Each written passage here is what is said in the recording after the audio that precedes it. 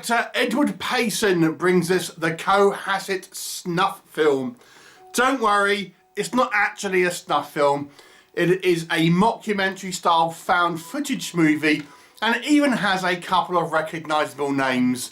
Horror regular Maria Olsen pops up, and we even get a very small role from Star Wars' Kelly Marie Tran. But what is the story here?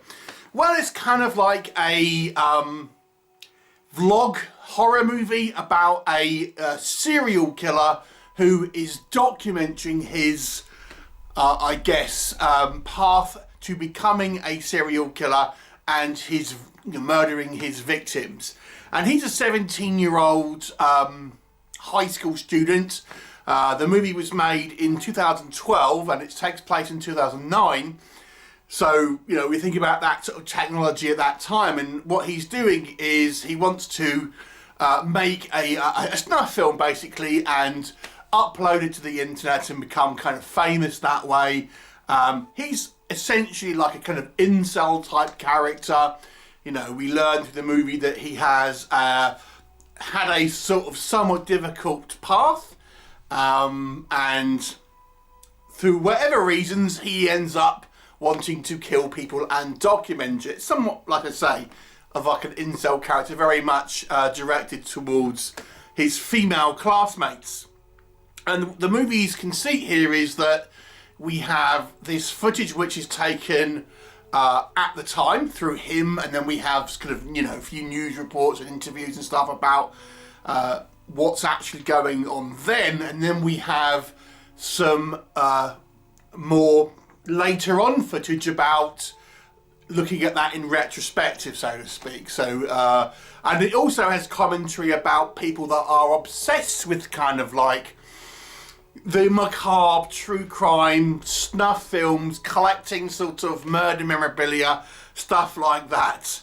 So let's discuss what works in this movie's favour. So in some respects, the movie seems quite gritty and grounded. Realistic to a point. There is one big problem with that, which I'll come on to just a little bit. But I guess in some respects it does seem quite realistic. This is not really a particularly flashy film, and despite some of the kind of the poster art that you might see, it's really not a gory film either. But the implied sort of stalking a victim and the attitudes towards casual sort of murder in a way is kind of more disturbing, I suppose, than maybe showing more of, you know, gratuitous kind of explicit sorts of violence. And that's what I think this movie's main strength is, I suppose, is that it's a showcase for someone who has very little regard for life, and, you know, is showing true sort of psychopathic tendencies. And I do feel the movie does kind of communicate that.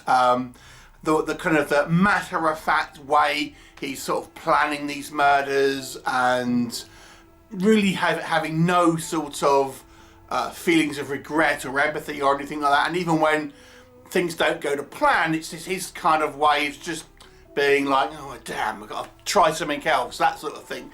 So it kind of makes him feel, you know, very, very sort of psychologically damaged in that respect. And I do feel the movie does a good job of kind of getting that message across effectively. I think the idea here of having two sort of timelines, so to speak, we have the stuff which is taking place in the story, at least in 2009, and then the kind of the people who have put this footage together and then included kind of more recent sorts of footage and then spliced it in to make it seem like they've, you know, used this original footage and added some new ones.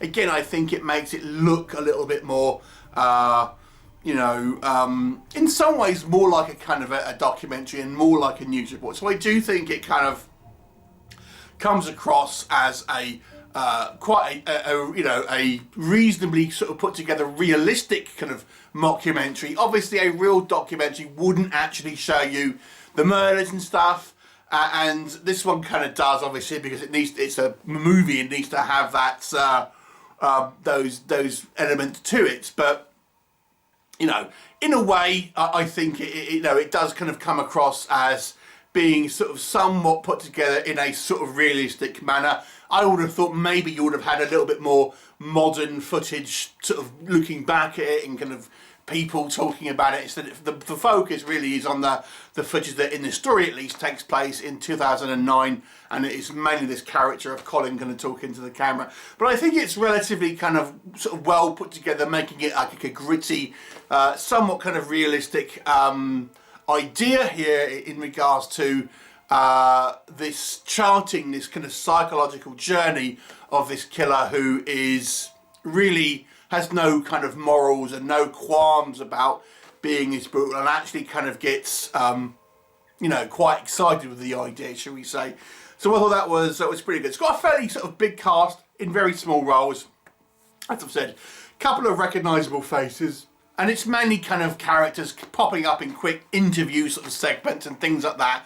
But because of this, you know, it makes the kind of feel like it's more of a whole town sort of panic. So I thought that sort of stuff was all done really well.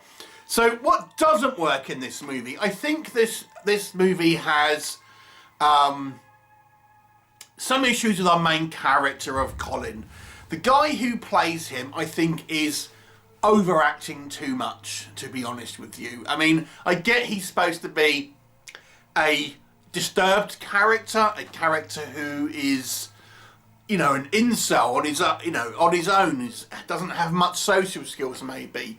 But to me, it's kind of like it comes across at times that the guy is trying a little bit too hard to come across as sort of crazy and menacing and things like that. And I think his acting choices end up being a little bit overplayed, a little bit hammy sometimes, and just overall a little bit of overacting. And to go hand in hand with that, the bulk of what we see on screen is this guy talking to the screen. And because this movie is mostly that, there's not actually a lot of footage of the murders actually on screen.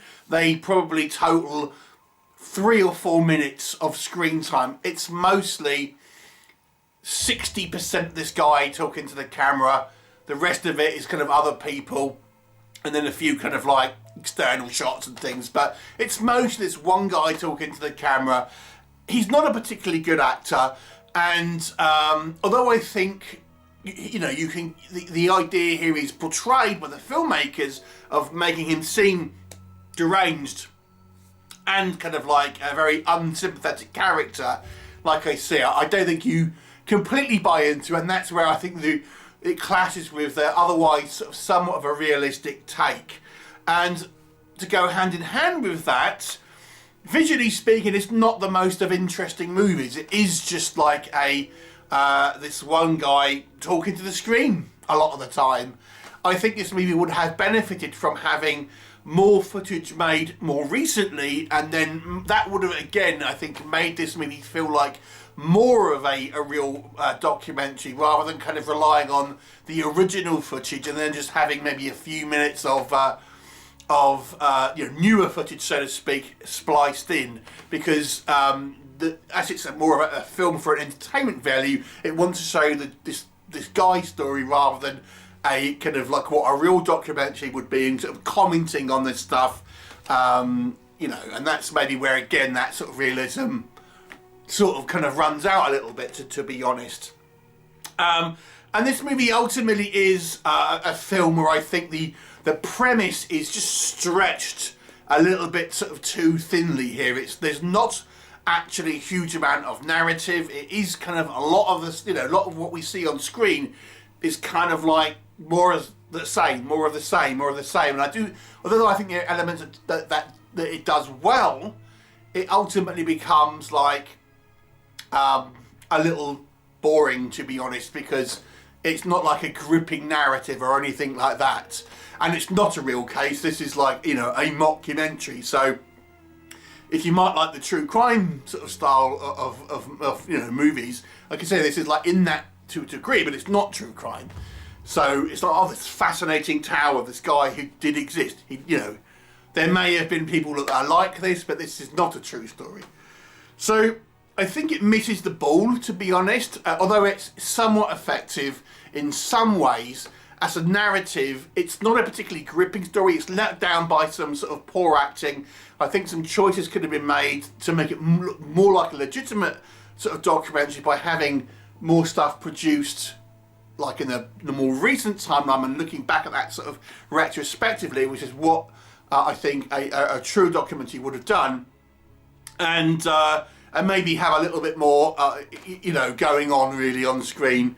It's an okay movie if you like this sort of the true crime stuff, but it's, you know, it's a little bit of a bad taste, you might say, as well. It's not really a critique as such, but it's worth pointing out. This is not really a entertaining movie exactly, but and some people may find that sort of, you know, have some issues with the kind of a taste element here. But I'll give it a 4 out of 10. To me, it's a slightly below average movie, but it's like I said, for a specific audience, may well enjoy this one. Have you seen it? What did you think of it? Leave me a comment, and I shall look forward to seeing you next time. Bye for now.